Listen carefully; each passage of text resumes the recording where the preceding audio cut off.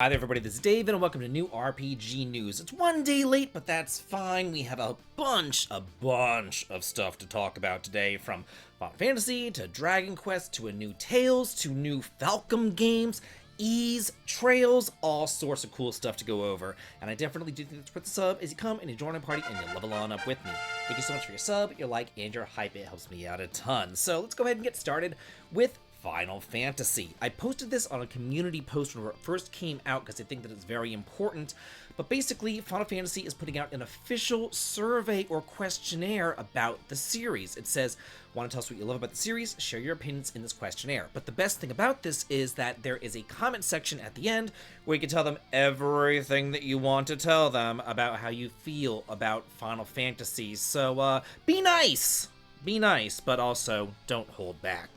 Still over on the Twitter, it looks like Square Enix isn't just doing a Final Fantasy survey, they're also doing a Dragon Quest survey. So be sure to fill that one out too. We know that Dragon Quest anniversary is coming up next year, 40th anniversary. How cool. Hopefully, for 40 years, we should see Dragon Quest 12. Hopefully, like a release of Dragon Quest 12, or at least some information. It's been like, what, 5 years since Dragon Quest 12? So, again, be sure to fill this one out about Dragon Quest and be nice. I really feel like you shouldn't have to tell people to be nice on these surveys, but I'm like horrified sometimes by the things that I see people say in my comments, so I can't imagine what they say to developers. Like, it's like curses here and there and all this kind of stuff. And I'm telling you what, the second, I don't know about them, but I'm telling you, the second that I see somebody like start cursing at me and stuff, delete, ban. Like, no, not dealing with that. So again, be nice in your comments. You catch a lot more flies with honey than you do with vinegar. Anyway, Tales of Festival 2026. Yeah, there's an event for that in July the 4th and the 5th. Details will be announced later. Stay tuned for more updates. So we are getting more information on Tales. We have to wait till July for it though, but yeah, we do know that Tales of Anniversary is right now. They're doing their celebration. They're doing all sorts of remasters and things like that. They came up with the Berseria remaster, the Xillia 2 remaster has been announced as well. And then they also talked about how they are making a brand new Tales game as well. So hopefully we get information on the new Tales game in July. Dragon Quest X Online version 8.0 expansion launches on June the 25th of next year in Japan. This game still has not yet been released in the West officially. It's very unfortunate. I will tell you this, in my survey, in the Dragon Quest survey that I filled out, I said, hey, please release this game in English, even if it's just the offline version. In fact, I would rather it be the offline version, just, just MMOs. They just steal my life, and I just can't have that right now. I need to actually live my life and not have it stolen by an MMO. So an offline version of this in English officially, whew, that would be great. So this is going to be launching for the PS4, Switch, and PC. So yeah, they're not upgrading this to the Switch 2 or the PS5. It looks like it's kind of still stuck there back in time whenever they first released. I want to say this thing first released like on the Nintendo Wii. It has been that long. So it's going to feature new stories, new characters, and more, with further information to be announced at the Dragon Quest X Spring Festival in March 20th and 21st. Falcom is developing unannounced Trails and Ease games with an additional new title due out in 2026. This came from Falcom's annual investor presentation. So let's see, it says they're releasing a second new title in addition to Trails in the Sky's second chapter. So yeah, how fascinating is that? Then they go on to talk about all the games that they actually have available right now, but then they go on to talk about future games, which is what I'm most concerned about. An unannounced ported title to be announced that's in development. So that's a port. They've been porting a lot of Ease games. I'm wondering if we're finally going to be getting Ease 5 brought over. There was a remake of Ease. So it originally came out for the SNES, only in Japan. Then there was a remake for it for the PS2. Maybe they'll port that one over. They've actually never really ported it since. It's the only game that we've never gotten in the West, the only Ease game, so maybe we'll finally be getting that one. And considering that the sixth game was put out for the PS2, and then they put that one on the PSP, and then they ported that one over to these other systems, it wouldn't be like a big stretch to say that they're just going to go ahead and port a PS2 game over. So maybe we'll finally get Sand City of Kefin. That would be cool. An unannounced Switch 2 ported title as well. So, something that probably came out of the Switch 1 that they're going to move over onto the Switch 2. Then they have a Tokyo Xanadu new project. Whew, we already knew about this. They talked about this before. They said that they're coming out with another Tokyo Xanadu. How cool is that? Loved the first one. Then just an unannounced title. Just a brand new IP, I suppose. An unannounced title. I would love to see an unannounced or this unannounced title be a brand new IP. A new IP in the same vein, I know I sound like a broken record here, in the same vein as a classic turn-based RPG with a world map, with job systems. Think Final Fantasy 4, 5, 6. I would love something like that. I know it's probably not going to be something like that, but that's what I would love. A new unannounced Trails series title and an unannounced new Ys series title are in development. So obviously Ys 11 and then a new Trails series in development right here. So that is really exciting. We already know that, the Trails series is still going on. Horizon is right around the corner, so this would probably be Horizon 2. So yeah, lots of really cool stuff right here. And then they said, Falcom also said that while it currently releases 1 new title per year, it aims to release a sustained 2 new titles per year within 3 years. Good for Falcom. They are, really a success story right now, which I'm very happy about. Fantasy Life I, The Girl Who Steals Time, free major update. The Sinister Broker Bizarro Schemes is now available. Woo! I love a free DLC. There's nothing better than a $30 Pokemon DLC. Anyway, the free major update, The Sinister Broker's Bizarro Schemes, is now available. It introduces Snoozeland, a dream realm where open-world exploration meets roguelike thrills. With high replay value, each run offers varied rewards and a deep yet accessible experience that anybody can enjoy. Rewards earned in Snoozeland can be brought back to the main game, making your slow life adventure even more fulfilling. Whether you're a longtime player or just starting out, dive into this dream world to begin a whole new journey. This update features a wide range of new items available exclusively in Snoozeland, and any items obtained through exchanges can also be used in the main game. Powerful new equipment, mounts, and more await. Be sure to collect them and enjoy your own adventure more than ever before. So it's free, and it's like a whole bunch of hours, and it's basically like more ginormous, so it's like this huge world that you can go out and explore, and it sounds almost like an ancient cave sort of thing, like it's like a roguelike thing, but you can like get stuff and bring it back to like the real world or whatever, so that's really cool. Good on them. Good for level 5. Front Mission 3 Remake coming to the PS5, Xbox, PS4, and PC on January the 30th. A demo is now available. This thing already came out for the Switch 1 back in June. It's going to be costing $35 if you would like to play this. This is a remake of a game that came out for the PS1 back in the day, which I thoroughly enjoyed. This remake, though, not so hot. Yeah. If you want to learn more about that, I put it in my top 5 worst games of the year. It's just that bad. Oh my god. But the original game was cool, I gotta say, I'm just saying. So if you like, turn-based strategy RPGs with mech combat and warfare, kind of taking place like in a real-world-ish scenario, alternate history, real-worldy thing happening, it's actually kind of neat. So be sure to check it out if you can deal with AI-generated everything. Digimon Story Time Stranger DLC, additional Digimon, and Episode Pack 2 Gakuran launches in January of 2026 right here. It says downloadable content will feature new Mega Digi-Evolution routes, including Bancho Lilymon, Bancho Stingmon, Bancho Golemon, and Bancho Mamemon, and a special questline that centers around one of the game's central characters, Hiroko Sagisaka. It's available now for the PS5, Xbox, and PC. And it's not free. It's not free. No. This one's $12 individually, or only $30 for the season pass. What a deal. Persona 3 Reload version 1.03 update for Switch 2 now available, improves the frame rate. Performance mode now targets 60 frames per second in TV mode. I personally cannot tell the difference whatsoever between any sort of frame rate. I really can't tell the difference. I don't know, maybe I'm old, who knows. So performance mode targets 60 frames per second, TV mode and handheld mode improved frame rate stability.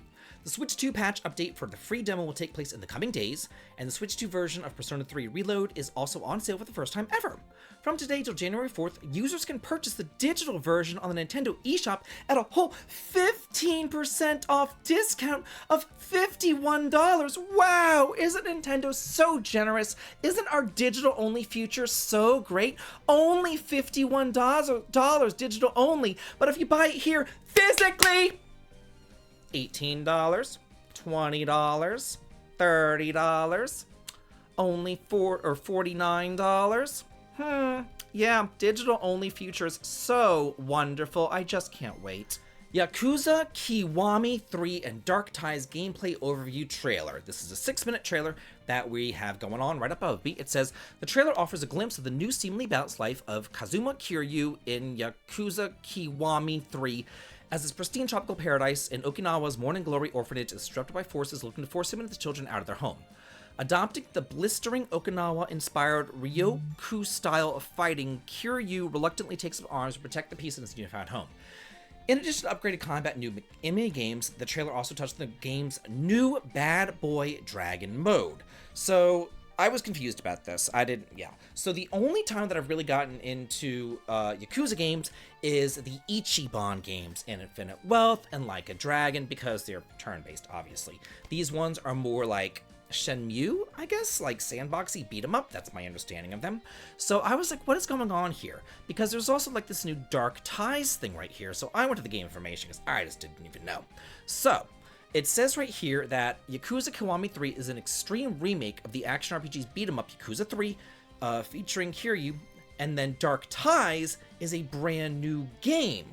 Okay, so you're basically getting two games in one here. You're getting a PS2 remake of Yakuza 3, and then you're getting a brand new game, Dark Ties, featuring Yoshitaka Mine from Yakuza 3, included as a separate action-packed experience. So yeah, so Dark Ties is brand new. Having once led a successful startup company, he plunged himself into the dark world of Yakuza by choice after losing everything. Left with an empty heart, the pursuit to find true bonds drives him forward once again in a dramatic journey colored by exhilarating boxing-based combat and a variety of engaging side experiences. Two men walk different paths that converge to shake the very foundations of fate. Oh yay! More digital-only bullshit brought on by our digital-only overlords that I do not welcome. Exist archived The Other Side of the Sky to be delisted on January the 1st for the PS4 in Japan and January 5th for the PS Vita. So, it says this will include both the base game and downloadable content. New production of the physical edition will also end. How lovely. So this came out for a global release on October the 18th in 2016. However, thankfully, the Western publisher has yet to announce whether it plans to delist the game. The delisting is only happening in Japan, but it's like a domino effect. It happens once, boom, boom, boom, boom, boom, boom, boom. All the other ones happen. It says, this is an RPG where Kanata and various others have been imbued with pieces of a dark god, Yamatoga's soul, and are sent to, Protolexa for reasons unbeknownst to them. Battle enemies in the armies of Chasseur as you search out for your other teammates, complete quests and side events, and learn the truth of why you have been chosen. This is one of those semicolon RPGs that I have never played or tried, because every time that I looked at them back in the day, it always got terrible reviews. However, I did see this. It is available on the PS4. It looks like it's an import of some sort. It says, plus 15 años, but it also, looking here, it looks like it is in English. So yeah, if you wanted to purchase it here before it does maybe get delisted, it is $29. And every year Japanese developers do this. I always think it's really fun. Japanese game creators discuss their 2026 ambitions. There's a lot of different companies here talking, a lot of people saying all sorts of different stuff, and I wanted to go through the highlights. This is from Idea Factory. It says, "We sincerely hope to further accelerate the excitement of this commemorative year and finally deliver the long-awaited latest numbered entry in the Neptunia series that everybody has been eagerly anticipating. With a prayer to deliver the best game possible, The staff are currently working hard in development with the goal of exceeding everyone's expectations. Please look forward to a new Hyperdimension story in 2026, and we sincerely ask for your continued support. So that's pretty cool. We're finally getting another Neptunia. And then here we go. This is from Atlas. It says, counting back to Revelations Persona, which first released in 1996, the Persona series will celebrate its 30th anniversary in 2026. I'd like to express my gratitude to those who have supported us for a long time, as well as those who have newly discovered Persona, and I hope to make it a year in which Persona can reach even those who have not yet experienced it. I'd love for us to build an excitement together with everybody. We've also received a lot of support for Persona 4 Revival. We're very much looking forward to the day that we can make another announcement, so please give us your continued support. So nothing there really to announce, although they say here, as a token of our gratitude to everybody, we're preparing a wide variety of initiatives on a global scale, so please look forward to them. Additionally, we believe that there will be opportunities in 2026 to talk about future developments for the Persona series. Preparations are steadily coming together, and all of us at Atlas will be giving it our all to build excitement around Persona, so we sincerely ask for your continued support. Very cool. Atelier and Gust. In 2026, the Gust brand will continue to take on various challenges. We're taking on not only the Atelier series, but also fresh new titles, so please look forward to them. So we're not only getting Atelier from them, but we're getting brand new titles too. Okay, Square Enix. Next year marks the 40th anniversary of Dragon Quest. I'd be extremely happy if everyone could join in a grand celebration. And for Nier Automata's 9th anniversary, we're also preparing just a little something. So please don't get too excited with anticipation. With that, I wish you all a Happy New Year. Then I made a full video about this just the other day, because this guy is dropping some hints right here. This is from the producer of Final Fantasy Tactics, and he goes on to say, the next something that we are preparing will also be content with a different approach, working hard to bring you a new gaming experience, so please wait a little longer until we can debut it. This, make a long story short, could be a Vagrant Story remake, could be Tactics Advance or an Advance 2 port, could be a whole brand new tactical game set in Ivalice of Final Fantasy Tactics 2, which I would love. So yeah, lots of cool stuff going on here. Falcom. This year, we hope to show some of the results. We've already announced Trails in the Sky 2nd Chapter, and since the company will also celebrate its 45th anniversary this year, we plan to share new information and excitement throughout the year. Please look forward to it. So that's cool, like an anniversary title. That's kind of neat. From Bandai Namco. The Tales of series will celebrate its 30th anniversary in 2026. We have a lot of anniversaries next year. Persona, Dragon Quest, Tales. Ha! There's a lot to look forward to, I've got to say. We hope to share further updates on the remaster series that we've been developing. Looking ahead to the future of the series, we will also continue working hard on new titles and on promoting the series as an IP. So that's really freaking cool. Lots and lots of good news from Japanese RPG developers, things to look forward to. So that's it for this year's new, or I guess it is this year's new RPG news, because next time I come to you, it will be 2026. Yikes. Man, the years just keep on rolling by, don't they? Huh. Well, it's a good year that I can spend it with y'all. Thank you so much for watching. As always, thank you so much for your support throughout the year. It means the world to me. And have a good day.